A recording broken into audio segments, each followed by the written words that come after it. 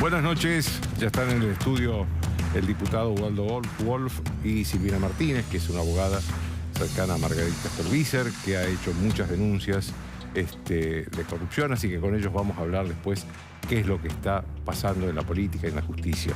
Pero antes voy a estar con Juan Carlos de Pablo. Vos sabés, Juan Carlos, que la primera pregunta que pensaba hacerte era si era tan significativo el tema de la deuda que todo el mundo habla. Y justo esta tarde se declara desierta una licitación para canjear bonos de la deuda. ¿Qué te sugiere todo esto? Hay una negociación con la deuda que es en realidad paralela, una con el fondo, otra con los bonistas. Tiene, digamos, su dinámica. Ahora, la política económica es mucho más que eso. El presidente de la Nación el otro día dijo: tenemos un plan, pero no lo queremos contar, ¿no? Yo cuando escuché eso, déjame hacerte una pregunta, ojo. ¿Qué día cumplís años vos? 6 de agosto. 6 de agosto. Joaquín, ya tengo el regalo para el 6 de agosto, pero no te lo voy a decir. A vos no te dice nada. Ahora, si vos sospecharas que yo el 6 de agosto voy a ir a tu fiesta de cumpleaños a pegarte un tortazo, cosas por el estilo, te digo, voy a ir, y te lo digo de manera amenazante, vos contratás patobicas, cambiar, algo pasa. Entonces, esa declaración del presidente, es decir, tenemos el plan, pero no lo vamos a decir, predispone a cualquiera de nosotros a decir, voy a abrir el paraguas. Claro. ¿Por qué no me lo dice? Quiero decir, el presidente de la Nación, que por supuesto es el que finalmente va a decir cuál es el timing, cuándo lo va a hacer, etc., tiene que saber que el tiempo lo tiene en contra, no a favor. Entonces, el tema de la deuda es importante, tenés razón. Ahora, no circunscribamos a eso. Yo lo que veo es que vos tenés una política económica a partir del 10 de diciembre centrada en una redistribución dentro del sector privado. El sector público parece que por ahora no pone nada. Totalmente radial alrededor del presidente de la Nación y muy discrecional. Con lo cual, el presidente de la Nación ha colocado sobre sus espaldas un conjunto de decisiones pesadísimas, pesadísimas. Pues es que el ministro de Economía es el presidente de la Nación. Definitivamente, es el que tiene que tomar las decisiones más complicadas. Él dentro de unos días va a tener que decir cuánto aumenta el aumento de los jubilados. Sí, en marzo. Bah, ya te digo, los jubilados van a decir que poco. El que mira los cuentos, mira cuánto. Es evidente. En cada una de las decisiones, cuanto más específica es una decisión, más fácil es que encontrar algo muy parecido donde vos decís, ¿por qué este sí, por qué este no? ¿Por qué este primero, por qué este después, etcétera? Entonces, es un estilo. Entonces, lo que digo es, yo le diría al presidente de la Nación, medite el tema de que tiene el programa, y pongamos que lo tenga, pero esto de que no lo va a dar a conocer. Ahora, en el tema de la deuda, hagamos una distinción elemental entre el Fondo Monetario y los bonistas. La señora Merkel puede llamar al delegado del Fondo Monetario de Alemania, el Fondo Monetario, y decir, che, aguantalo un poquito, y Macron lo mismo, cosas parecidas. Mientras no le vayamos a pedir más plata. Acá lo que vos podés negociar con el fondo, supongo yo, es lo que te pensaba pagar en este año, aguantame un poquito más. Se lo vamos a pagar todo, porque ellos te prestan al 4% anual de tasa de interés, así que es sin quita. Esto no hay quita, punto. Bueno, Cristina Kirchner pidió una quita ayer. Con el Mateo lo respeto, o le está hablando a sus votantes o no tiene la menor idea de lo que está diciendo, punto. Cierro. Se le va a pagar todo. Puede que el fondo diga, puede ser, y vas a negociar, punto. Ahora, los bonistas es otra cosa distinta. Es una negociación absolutamente concreta, donde vos tenés una persona que tiene un papelito o un gerente de un fondo que está lleno de papelitos, donde el gobierno argentino dijo, te voy a pagar tanto en tal fecha, y ahora pretende cambiártelo por otro papelito que te va a pagar otro tanto en otra fecha. Es una negociación absolutamente concreta. Yo diría es 1 a 1, en realidad no es 1 a 1, es 2 a 2, porque cada uno va a tener un abogado, o 17 abogados, o no sé cuánto más, digamos, abogados. ¿Entendés? Es decir, es una negociación donde las consideraciones jurídicas son muy importantes, pero finalmente va a ser esa. Ahora, pretender que el Papa Francisco, el sacerdote Sánchez Orondo, la Merkel, lo que sea, le va a ablandar el corazón a los tenedores de bonos, lo puedo decir, son más de la 10 de la noche, es que eran los Reyes Magos, realmente. Entonces, una negociación tiene que tener otro carril. Siempre a un negociador yo le voy a dar la duda. Lo que digo es, igual que vos y que la gente que nos está mirando, estoy viendo esta negociación, digo, se ha mandado todo un esfuerzo fenomenal para conseguir apoyo político, ahora lo quiero ver concreto. Ahora, acá hay un debate, que es que el gobierno dice, yo no quiero anunciar un plan económico porque no sé con qué plata voy a contar, y eso depende de cómo termina la renegociación de la deuda. Y los acreedores, estos privados sobre todo, y creo que el fondo también, le dice, no señor, muéstreme su plan económico y después conversamos sobre la deuda. El acreedor lo que quiere es... ¿Qué es lo primero? Vamos a poner. El acreedor dice, mostrame cómo vas a pagar el nuevo título que me vas a dar. Ponele que vos le decís, bueno, está bien, te voy a dar aguantame 3 años, después te voy a pagar, entonces puedes hacer un ejercicio a 3 años. Pero la política económica, mi querido Joaquín, es un conjunto de cosas muy concretas. Cuando vos decís, congelo la tarifa por 6 meses, vos tenés una espada de Damocles ahí. Decime qué vas a hacer después. Bueno, otros 6 meses más, otros 6 meses más, ¿así? Otros 6 meses más. Este jueves el INDEC va a dar la tasa de inflación de enero. Salió la semana pasada la estimación de FIEL, le dio 3,5. Ahora, cuando vos desagregás, vos tenés, los precios regulados aumentaron 2, y lo que se llama la inflación núcleo, que es el resto de los precios menos las cosas circunstancias, aumentó 4.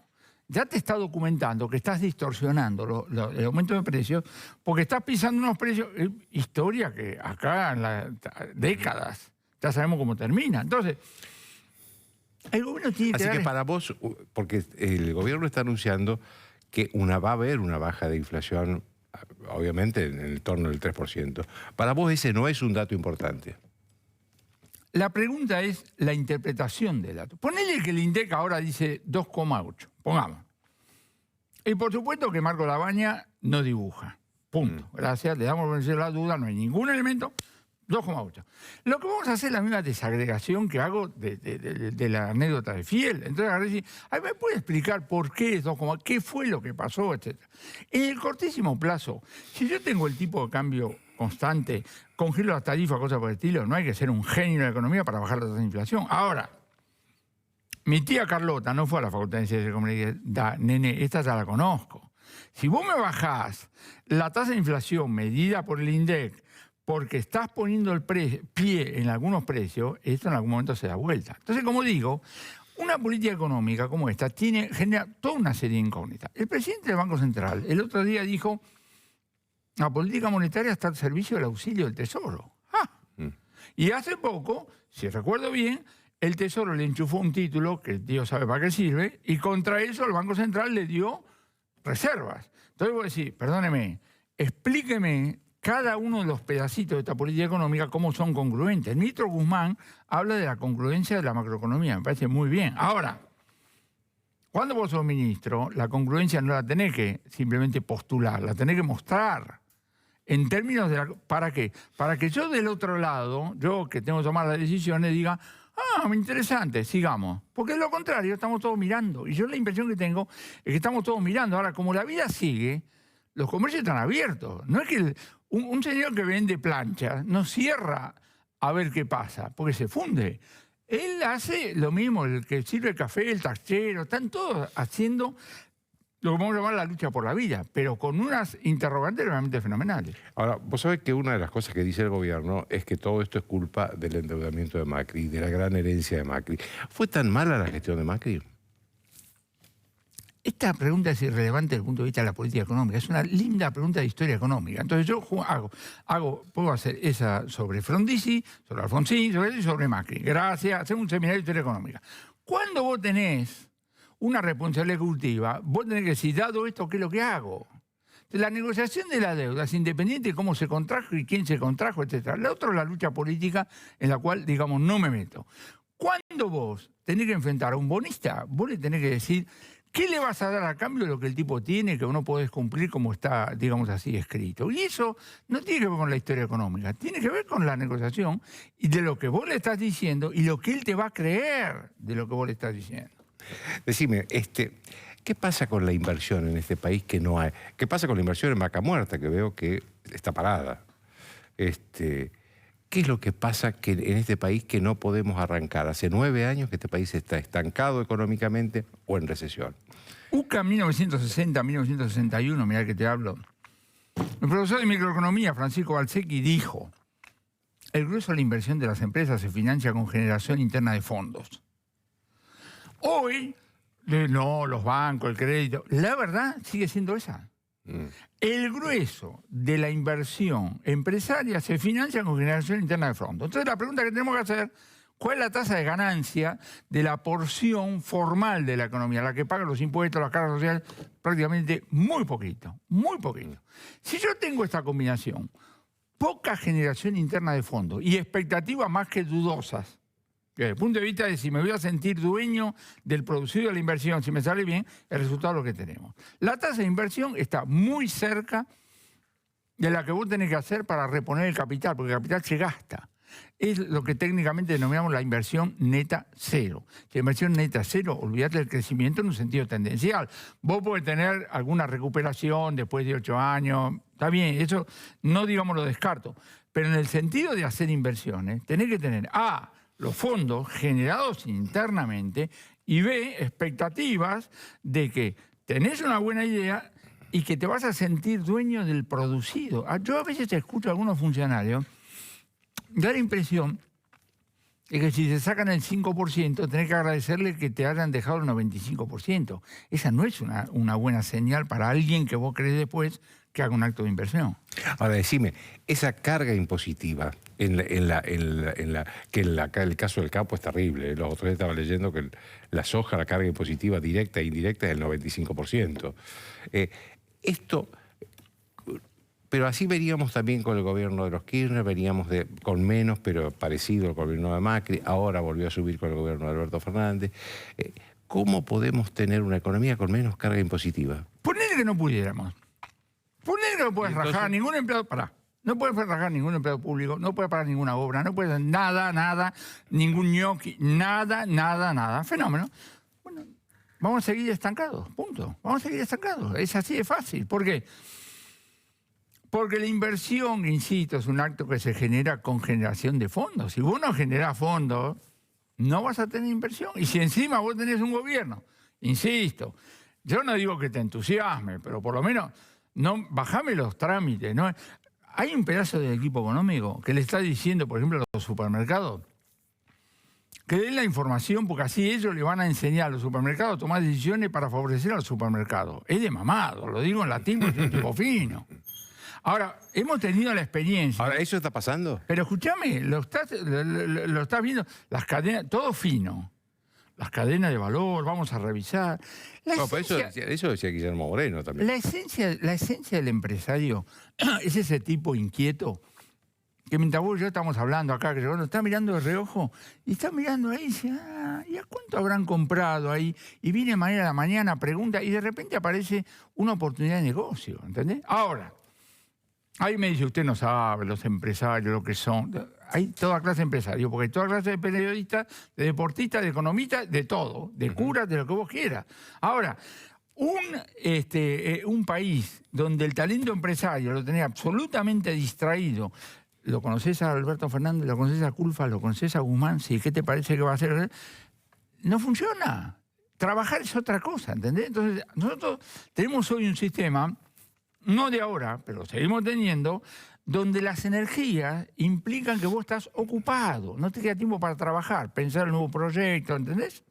Y bueno, en esas condiciones, la verdad, el crecimiento en el sentido tendencial es un milagro.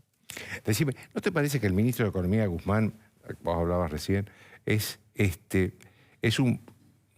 parece que un buen académico o tiene buena trayectoria en la universidad, sobre todo en Estados Unidos, pero que le falta experiencia práctica? Pues digo, porque todo esto que ha pasado hoy, por ejemplo, convocar a una licitación para canje de deuda y que la declarar desierta, yo la he visto pocas veces en la historia. Yo no lo conozco personalmente, me dicen que ha estudiado no sé cuántas renegociaciones de deuda, etcétera, etcétera. Estudiar renegociaciones de deuda y participar son dos músicas completamente distintas, ¿entendés? Igual que vos, tengo mi experiencia en televisión, vos y yo podemos hablar de cualquier cosa, ¿cierto? Pero cualquier tema, sin saber de qué estamos hablando. ¿Viste The Big Bang Theory? ¿Viste? Esa serie, los pibes le hacen hablar a la teoría de las cuerdas y no saben lo que están diciendo. O Doctor House, ¿te acordás? Bueno, entonces digo... Puedes hacer análisis comparativo. Cuando vos tenés que... negociar es otra música. Negociar es otra... ¿Es cierto que Trump decide tanto en el fondo? En el caso de Macri fue muy importante. Muy importante.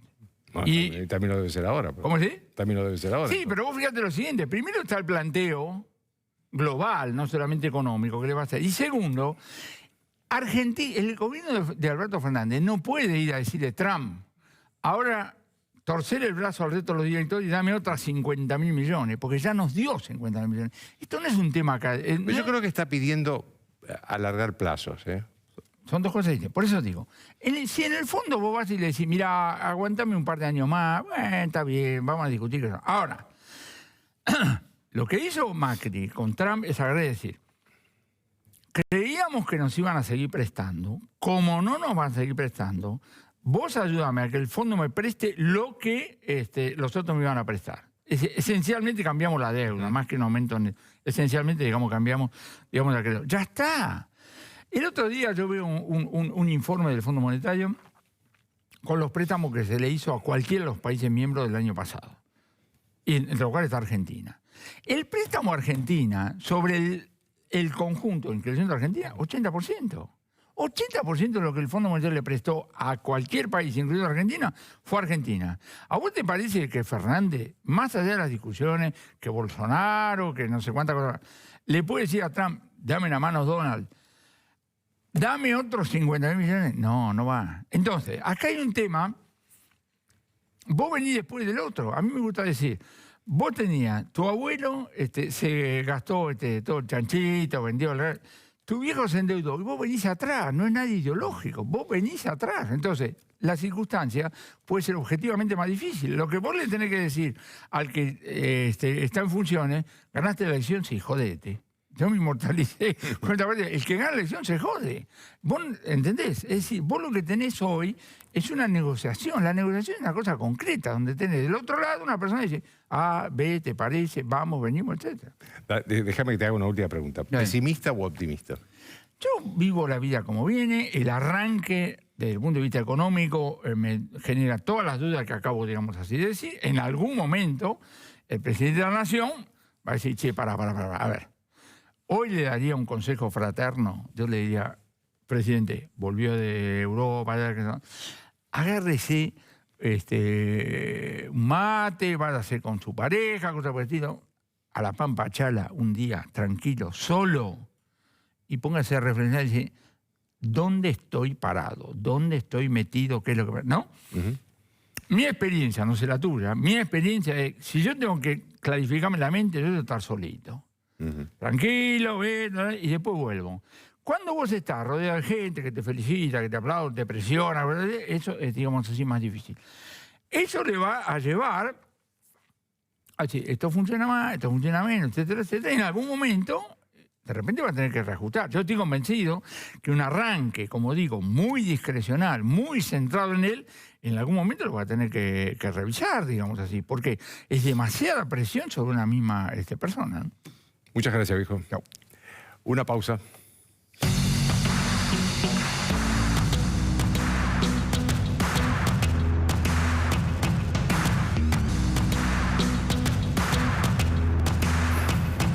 Bien, como les dije, estoy con Silvina Martínez, que es una abogada conocida, muy cercana a Margarita Stolbizer, ha hecho muchas denuncias de corrupción, y con Waldo Wolf, que es un diputado también muy conocido. La primera pregunta es para Waldo Wolf.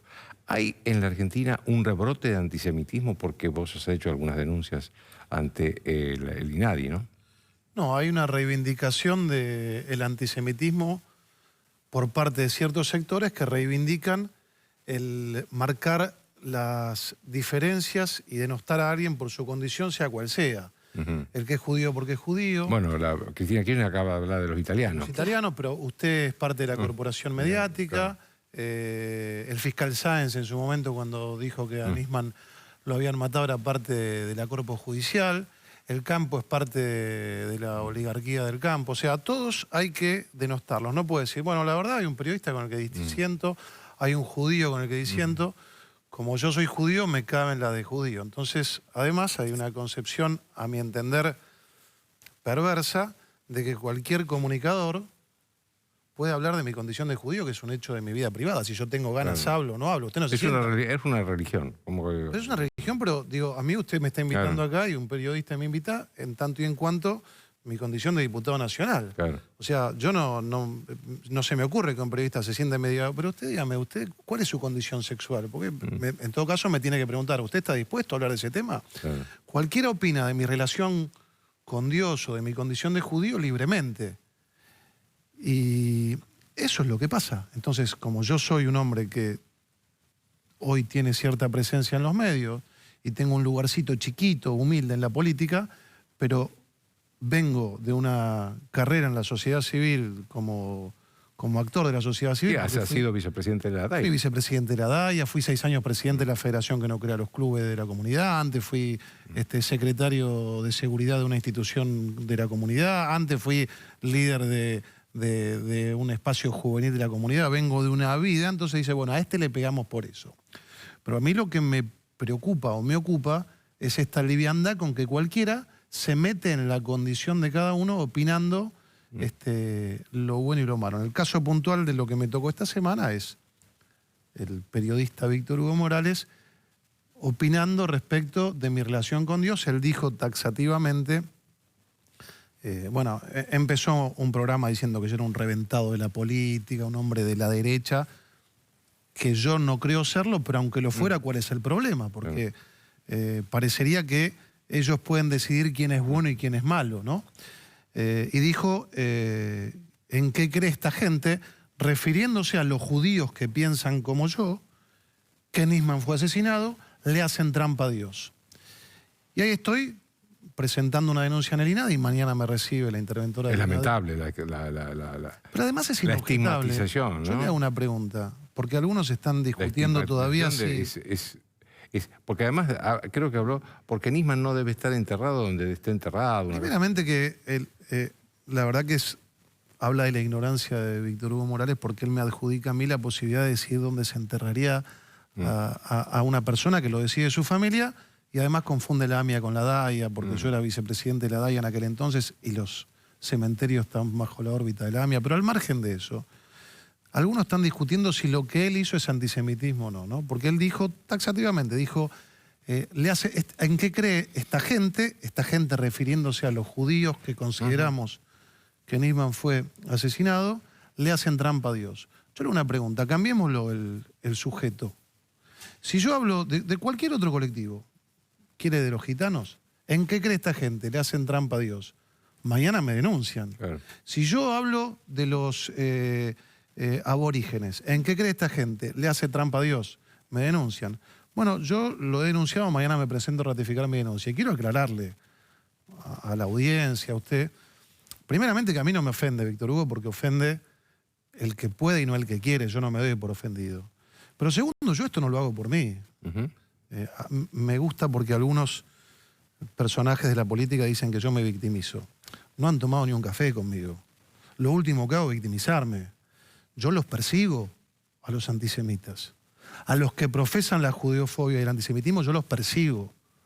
No me victimizo nunca. Esto lo hago por enriquecer cívicamente nuestra sociedad. Yo me defiendo solo. Ahora, fíjese usted que si un maestro que ve a un comunicador público denostar a un colectivo, en este caso como los judíos que creemos cierta cosa, mañana denosta a un alumno. Entonces yo estoy defendiendo a aquellos que no tienen posibilidad de defenderse. Estoy defendiendo a aquellos civiles, a aquellos actores de la sociedad civil que no tienen la posibilidad de exhibirse como yo. Y yo quiero que quede claro que no se puede opinar respecto de la vida privada de la gente en cuestiones que tengan que ver con la vida privada, en cuestiones que tengan que ver con los derechos individuales. Y mi religión pertenece a mi ámbito privado. A mí me banco, Víctor Hugo me dijo que era un arrastrado de la política, un hombre de la derecha, todas esas cosas despectivas que tiene de referirse a otro, es parte del juego político. Con mi religión y con la de nadie, no. Y le repito, no me victimizo, los persigo, le voy a hacer todas las denuncias que tenga que hacerle a él y a cualquiera que se meta con esto. Silvina, hay una operación venganza en la Inspección General de Justicia, que aclaremos que es un organismo muy importante, sobre todo para las denuncias sobre corrupción, ¿no? Claro, la IGJ, la Inspección General de Justicia, es un organismo en el ámbito de la Ciudad de Buenos Aires que inscribe las empresas y las fiscaliza, y las entidades civiles también. Por eso es la importancia y por eso el cristinismo decidió de entrada poner al mando de este organismo a un militante, ¿no? Una persona como es Ricardo Nissen, que era apoderado de los hijos. Es apoderado de los hijos, exacto, es apoderado de Otesur, se presentó precisamente cuestionando una resolución de la IGJ ante la Cámara Comercial, es testigo propuesto por Cristina Kirchner en el juicio de los Sauces, y ahí también es un dato no menor, no es lo mismo que se presente como testigo un abogado especialista a que la persona que te vaya a testificar a tu favor sea un funcionario público precisamente a cargo del organismo de controlar las entidades o las empresas. Y esta persona ha comenzado un operativo, o sea, respondiendo a las órdenes directas, ¿no?, de Cristina Kirchner. ¿Por qué digo esto? A ver, ¿es muy prestigioso o tiene muchos antecedentes en el ámbito de derecho societario? Sí. Ahora es un militante, ¿no? Y los militantes son fanáticos, no sé, cada uno puede tener su ideología claramente en distintas de sus profesiones, pero cuando vos estás fanatizado con una determinada, en este caso, ideología política, no pensás con coherencia o de forma racional. Y lo que vemos en la IGJ... Sobre todo un organismo que tiene que tener cierta independencia, ¿no? Independencia, porque son organismos de control, como puede pasar con la UIF, como puede pasar con la Oficina Anticorrupción, con la FIP. Son organismos que, si bien cada gobierno siempre va poniendo a gente más afín a su perfil político, que eso sucede en todos los gobiernos, son personas que no solamente tienen que tener antecedentes, sino que tienen que tener una independencia. Y otra cosa por la cual nosotros también los cuestionamos a Nissen en la IGJ, de ser idóneos moralmente, ¿no? Recientemente nos hemos enterado, y por eso lo cuestionamos, que Nissen fue sancionado en un tribunal hace pocos meses por temeridad. Temeridad es una figura exclusiva para aquellos abogados o partes en un proceso que inducen a error al juez a propósito. En este caso, Nissen había presentado pruebas falsas, casualmente yo digo libros adulterados, tal como Otesur, la empresa del cual es el apoderado, libros que habían sido con firmas apócrifas y cambiadas las actas. Sobre la base de estos libros adulterados de una empresa, siguió adelante un juicio e intentaba ganarlo, aún sabiendo que estos libros habían sido tachados de nulos, de falsos, en sede penal. Bueno, una persona con estas características no puede estar a cargo de un organismo tan sensible. En los últimos días ha comenzado también un operativo, una cacería frente a aquellas personas que estuvieron a cargo de las áreas que impulsaron las investigaciones en contra de las empresas o la fundación de Cristina Kirchner. A ver, una cosa que les quiero preguntar a los dos es cómo están viendo la justicia, porque la justicia ha estado levantando la prisión preventiva de varias personas, de varios que estaban con... pero entrando al tema de la justicia, a Waldo Wolf le voy a preguntar qué van a hacer ustedes, que son la oposición. Obviamente sos diputado, no sos senador, pero perteneces al espacio de la oposición de Juntos por el Cambio. Y en el Senado, Juntos por el Cambio, la oposición tiene la llave para aprobar o no el pliego del juez Daniel Rafecas como procurador general, es decir, como jefe de todos los fiscales del país. ¿Qué va a hacer la oposición en el Senado? ¿O qué debería hacer? Porque como no sos senador, así que no podés. No, primero le voy a decir qué vamos a hacer, porque eso ya está dicho. Los principales referentes, lo dijo Patricia Burris, que es la presidenta del PRO, lo dijo el presidente del radicalismo, que es Cornejo, lo reiteró el presidente del interbloque de Cambiemos en la Cámara de Diputados, que es Mario Negri. Y Lilita también se expresó al respecto.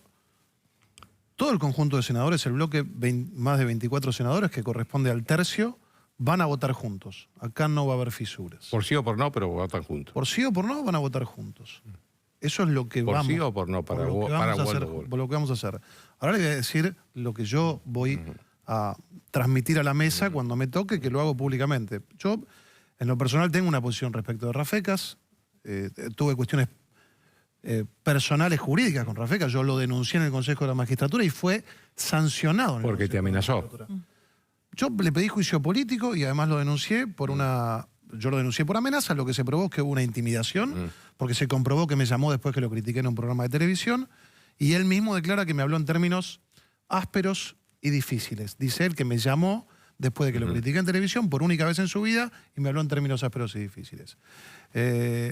Mi recomendación es anterior a decidir quién es el procurador, que es, primero, limitemos el periodo del procurador.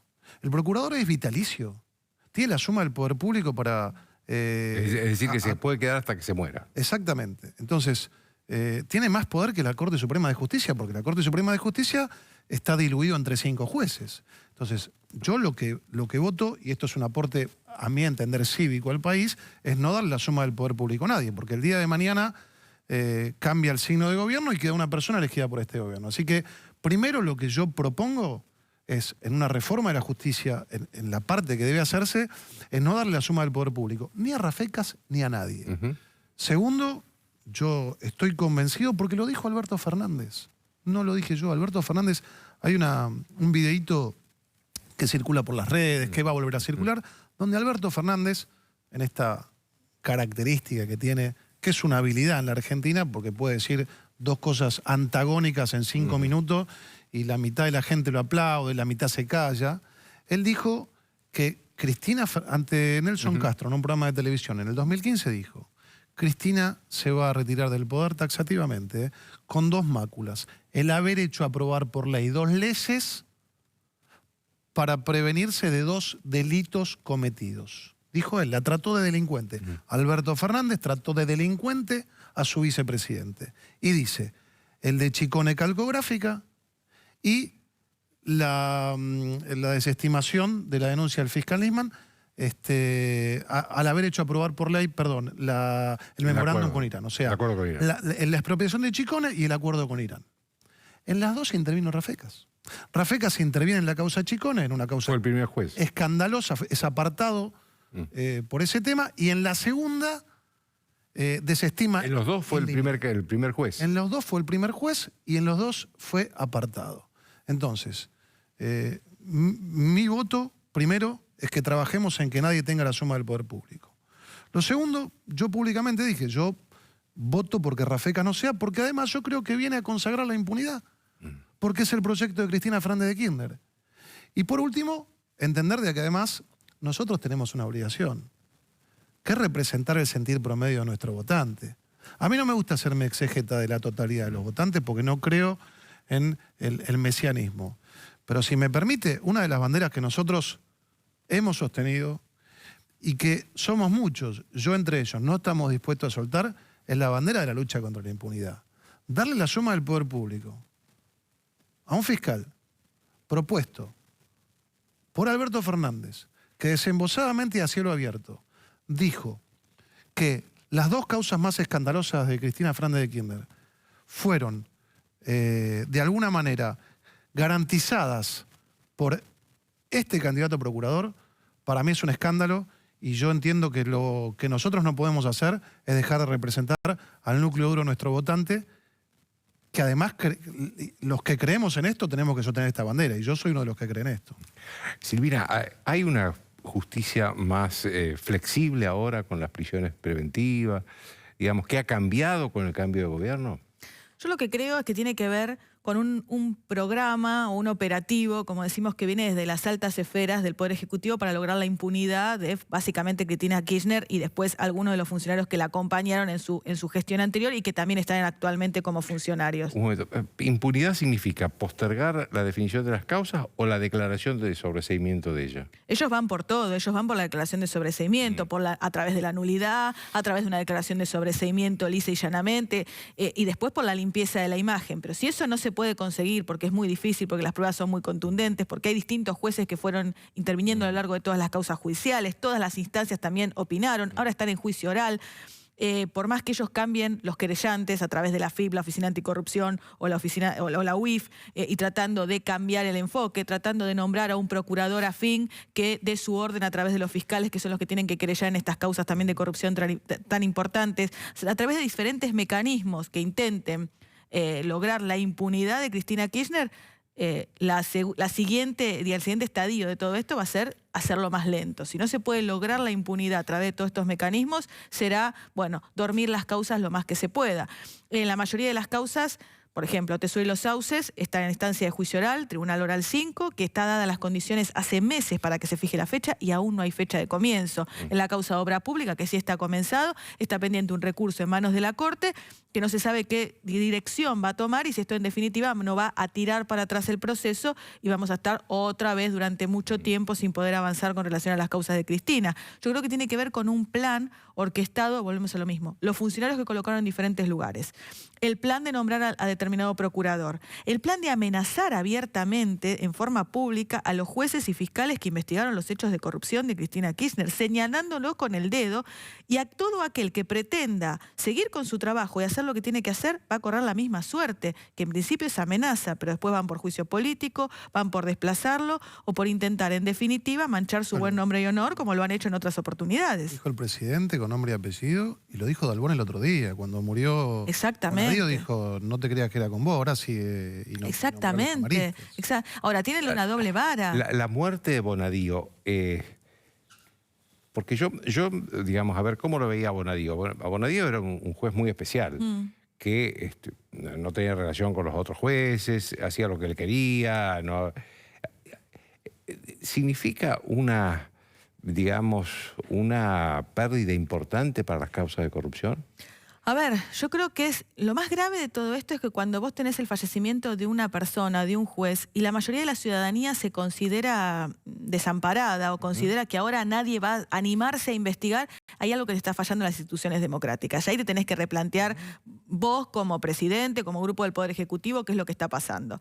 Pero más allá de eso, la suerte que Bonadío pudo terminar gran parte de su trabajo y la mayoría de las causas están elevadas en juicio oral, y eso es muy importante. Ahora, también tenemos que estar atentos los ciudadanos, los diputados opositores, los miembros de la sociedad civil en su conjunto, para que los jueces hagan su trabajo, proteger y dar garantías a aquellos que quieren hacer su trabajo y los persigan, pero también reclamar a aquellos otros para que hagan lo que tienen que hacer. Porque, a ver, no puede ser que la justicia esté en manos de un juez y que ese juez por algún motivo pueda salir de su cargo, en este caso por una desgracia del fallecimiento, y que pensemos que las causas caen y nadie va a seguir impulsando las causas contra el kirchnerismo. Decime, Waldo, a propósito de Bonadío, a mí me llamó mucho la atención la alegría casi descarada de muchos sectores políticos. Bueno, pero si me permitís, tiene que ver con lo que nosotros empezamos hablando. Acá hay un tema cultural y vos hablabas recién de la doble vara. Fíjate que ellos, por ejemplo, le adjudican la enfermedad de Timerman a la mala sangre que Timerman se hizo porque fue acusado por un juez, que es lo que puede hacer un juez. Ahora, a Pepe Liasef lo echaron de Radio Nacional y lo trataron de pseudo periodista. Y le dijeron que era mentira lo que finalmente se logró. Ese cáncer es natural. El otro es infringido por la fuerza del mal. Y esto es peligroso. Festejar a la luz del día la muerte de alguien, para mí es de una bajeza absoluta. Mira, el kirchnerismo que me deben estar viendo, a mí me pasa factura porque yo fui uno de los detractores de Timerman políticamente. Sin embargo, yo escribí un libro, que la mayoría no lo leyó, y en el libro siempre digo que yo no me meto con su religión. De hecho, hubo algunos miembros de la comunidad judía que querían echarlos de la AMIA a él como socio porque decía que él había incumplido alguna cuestión vinculada a su religión. Y yo, que me considero un demócrata, me opuse porque digo, yo lo critico como canciller. Claro. Yo no me puedo meter en su vida privada. Bueno, ellos son exégetas, intérpretes del bien y del mal. Entonces, el mismo que por Twitter te dice, por culpa tuya a Timerman le agarró cáncer, es el mismo que festeja la muerte de Bonadío y habla de justicia divina. Y la verdad que es gravísimo creerse con la liviandad de que uno puede interpretar la justicia divina, para quien está bien morirse y es parte del bien y del mal, y para quien está mal morirse y es parte de un grupo social que le inoculó una enfermedad. Yo creo que habla de una locura. Nosotros a veces tenemos una función terapéutica. No es que yo sea terapeuta, pero la verdad es que a veces uno dice, estamos en manos de loco, un tipo que escribe y dice, está bien que se haya muerto, porque hay justicia divina. Y por otro lado dice, pero el otro no se murió porque... Bueno, uno dijo la muerte le sienta bien, ¿no? Claro, sí. Y bueno, un personaje marginal de los arrabales de la moral. Sí, pero es abogado, pero de la verdad es que, abogado del expresidente. la verdad, mire, yo lo digo siempre, te tuteé, te traté de usted, te vuelvo el tú. Yo lo digo siempre, hasta en la guerra uno permite que el enemigo entierre a sus muertos con honorabilidad. La verdad que uno puede hablar, si quiere, de Bonadío en su gestión o de su gestión de juez, porque cuando uno es juez está expuesto a que lo hagan. Uno puede hablar de Timerman como canciller, bien o mal. Uno puede hablar de Wolf, bien o mal. Uno puede hablar de vos, bien o mal como periodista. Ahora, el día que murió, digo, eso se aprende en la casa. El día que murió, quédate callado. Hacé silencio, permití que entierren al muerto. Con Nisman pasó lo mismo. Sacaban fotos de su vida privada. Ahora, no te metas con Néstor Kirchner, ¿eh? No te metas con Evita, no te metas con Perón. Y yo estoy de acuerdo que no hay que meterse con Néstor Kirchner, que no hay que meterse con Evita, que no hay que meterse con Perón, pero tampoco hay que meterse con Nisman, tampoco hay que meterse con Bonadío. Y si nosotros no recuperamos los valores mínimos que una sociedad tiene que tener, culturales, para pactar ciertos valores de convivencia, volvemos a la barbarie, a ver quién es más fuerte, quién es más bárbaro. Hay un tema que está en estos días muy, muy en auge, que es el de los presos políticos. Que inclusive está dividiendo al gobierno. La mitad del gobierno, yo creo que la mitad que responde al presidente, dice no hay presos políticos. De hecho, el propio presidente dijo ayer que no había presos políticos, y hay otra mitad del gobierno y otros que no están en el gobierno que dicen no, acá hay presos políticos. Y lo siento reclamar airadamente a Julio Debido. ¿Ustedes qué creen de esto? Además lo obligan, porque a ver, lo más grave de todo esto, más allá de la fractura interna de un gobierno, con la gravedad que tiene que ver el tema de que existen presos políticos en un determinado país, como puede suceder en la Argentina, que ellos tratan de instalar. Ahora, un momento, Silvia, con prisión preventiva queda muy poco, todos están condenados. Exactamente, exactamente. Y además, Debido, quien reclama esta situación, tirado en su casa en Zárate, en una quinta impresionante, cuando después le dieron la prisión domiciliaria. O sea, estamos hablando de que además el 40% de las personas que están detenidas hoy en las cárceles están con prisión, o sea, sin condena firme, ¿no? Estamos hablando sin condena firme. Entonces, pero juzgada por un tribunal oral. Exactamente. A ver, lo que tenemos en la mayoría de los casos, en todos los casos, de presos comunes o de presos que son políticos, no presos políticos, sino políticos presos, es que han sido juzgados por un tribunal competente, con todas las garantías constitucionales, con el derecho de defensa totalmente garantizado en las distintas instancias, y hoy están cumpliendo una condena que no está firme porque falta la última instancia, que es la Corte Suprema, y que demora muchísimo tiempo.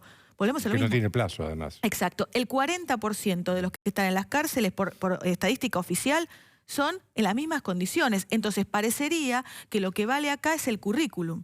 Si vos fuiste exfuncionario kirchnerista en tu currículum, entonces sos un político, un preso político. Ahora, si vos sos un ciudadano común que cometió un delito, al igual que los otros, pero no tenés en tu currículum que fuiste funcionario kirchnerista, entonces está bien que estés detenido sin condena firme. Entonces, a ver, queremos tratar la prisión preventiva, está perfecto, pero la analicemos para todos los ciudadanos, para todos los que están no de acuerdo a si son kirchneristas o no, y de acuerdo a lo que tiene que ser. La otra cuestión, lo que yo decía, que tiene una doble vara.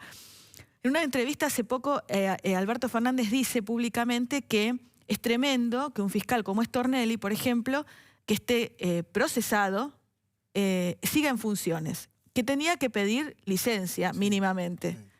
Ahora, ¿Cristina? Claro, tiene sentada al lado con 7 procesamientos. Hoy no le queda ningún pedido de prisión preventiva de desafuero, pero hasta hace 5 minutos lo tenía. Gran parte de su equipo, Mena, Zanini, y podemos seguir nombrando, están procesados. Entonces, a ver, la doble vara. Si son funcionarios kirchneristas, no, son perseguidos políticos. Hay un grupo de tareas que los persigue y tiene que ver con el lawfare, etcétera, etcétera. Los demás, no, son tremendos. Entonces, esa doble vara que es la que manejan continuamente. Waldo, ¿hay presos políticos? ¿O este debate? Mire, por empezar, ella decía la cantidad, yo tengo otra cifra acá, pero de detenidos en cárceles federales sin sentencia firme, el 60% de los detenidos en cárceles federales está sin sentencia firme. es muy hábil el kirchnerismo para llevarnos a esto. Porque nos hace discutir mientras pasan elefantes por adelante. La mejor manera de esconder un elefante en la 9 de julio es llenarla de elefante. Mire, la definición de preso político es a disposición del Poder Ejecutivo Nacional. Es lo que pasaba en la dictadura. Claro. Es lo que pasa en Venezuela. Cuando no hay proceso, no hay nada. Exactamente, cuando lo detiene el Poder Ejecutivo. Primero es importante decir, vos nombraste a dos de los presos más famosos que tiene el kirchnerismo, que es Debido y Vudú. En los dos, la denuncia se inició durante el kirchnerismo. Así es. En juzgados federales. Quiero aclararle a la gente también, porque el kirchnerismo nos mete en esto, y parte del peronismo nos mete en esto, que a los jueces los elige el Senado de la Nación, que tiene mayoría peronista desde el año 83. O sea que es una pelea entre ellos. Nosotros estamos viendo una pelea entre dos bandas. Una banda que quiere aportar algo de racionalidad al mundo y a la Argentina, liderada por el presidente Fernández, lo banco en esta, ¿no? Yo soy muy crítico del presidente Fernández, en esta lo banco, y lo vamos a bancar, ¿eh? La oposición racional, la oposición que quiere un país que pueda salir al mundo y contar que tenemos cosas malas, que en algunas cosas no nos ponemos de acuerdo, pero que queremos una justicia independiente y una justicia lógica, lo vamos a bancar. Y una cantidad de pungas, de carteristas. Vudú es un preso político. Mire, el caso de Chicone Calcográfica es el caso más emblemático de la corrupción en la Argentina. Algún día van a tener que hacer una película, así como hicieron la película del robo del siglo. Expropiaron Chicone para esconder al dueño, y en la sesión en la que se lo expropió, quien presidía la sesión era el dueño. Era Vudú. Entonces, claro que es mucho más glamoroso llegar a casa o salir en un programa de televisión y decir, a mí me persiguen porque vengo a defender el latinoamericanismo. Son una banda de ladrones. Debido era el cajero del kirchnerismo. Era el que recaudaba. Por eso les da miedo cada vez que tuitea, porque él sabe para quién recaudaba. Vudú se quedó con Chicone y todos los senadores votaron expropiar Chicone. Es un caso único en la historia. Nadie reclamó la propiedad de Chicone, porque la propiedad de Chicone era del que presidía esa sesión, que era Vudú. Entonces, nosotros tenemos una función pastoril hoy, los diputados, que es repetir como un mantra, no estamos locos, no estamos locos. Gente, son ladrones de gallina, de muchas gallinas, son ladrones de carteristas, de muchas carteras en los subtes, pero son ladrones. Acá no hay presos políticos y lo vamos a bancar a Fernández en recuperar la institucionalidad de un país que no quiere caer en la locura. Le agradezco a los dos, ¿eh? Gracias. Una pausa.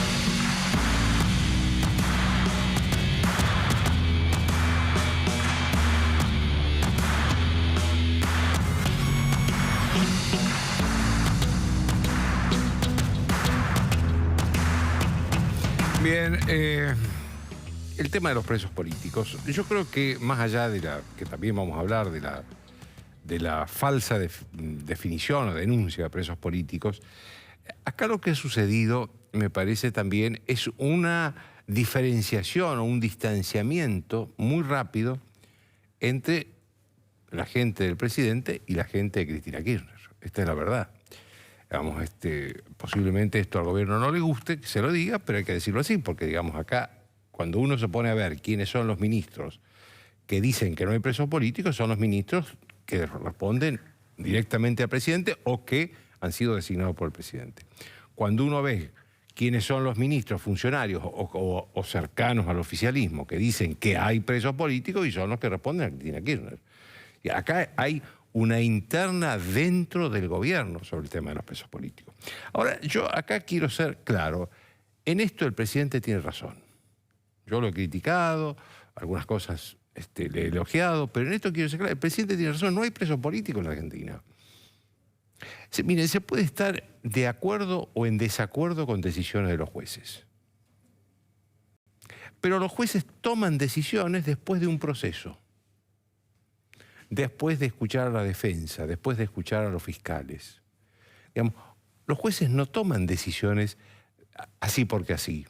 De todos modos, ningún juez, salvo la Corte Suprema de Justicia, y ni siquiera la Corte Suprema de Justicia, cuando están en juego de los derechos humanos, es la última instancia. Digamos, todo el juez tiene una instancia por arriba que puede enmendarlo si se equivocó. La Corte Suprema de Justicia, si se equivoca en materia de derechos humanos, tiene la Corte Interamericana de Derechos Humanos de Costa Rica, según la Constitución argentina, es la última instancia en materia de derechos humanos. Y no hablamos de los derechos humanos del 70, hablamos de los derechos humanos de estos señores que dicen que son presos políticos. Así que no hay jueces, digamos, que tomen una decisión y que son absolutamente infalibles e inapelables. No es así, no es cierto. Así que el presidente en esto tiene razón, porque además, si hay presos políticos en la Argentina de hoy, los kirchneristas me parece que todavía creen que Macri es el presidente. No, el presidente es Alberto Fernández. Y si hay presos políticos hoy en la Argentina, el presidente que tiene presos políticos es Alberto Fernández. Y por eso el presidente se resiste, inclusive públicamente, a decir aquí no hay presos políticos.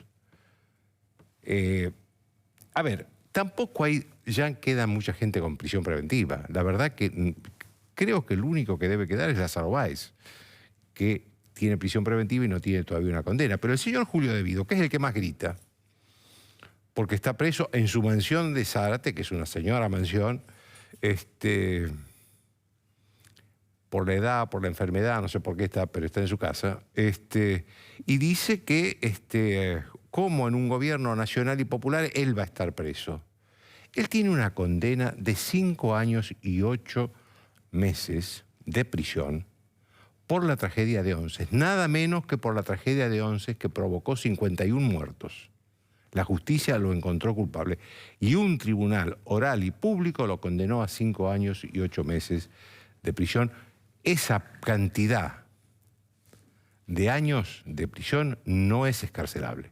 Acá en la justicia argentina es excarcelable hasta los 3 años. Después de los 3 años de prisión no es excarcelable.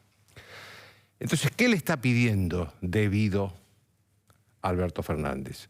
Que el presidente decrete un indulto para que lo beneficie, que el presidente mande al Congreso una ley de amnistía,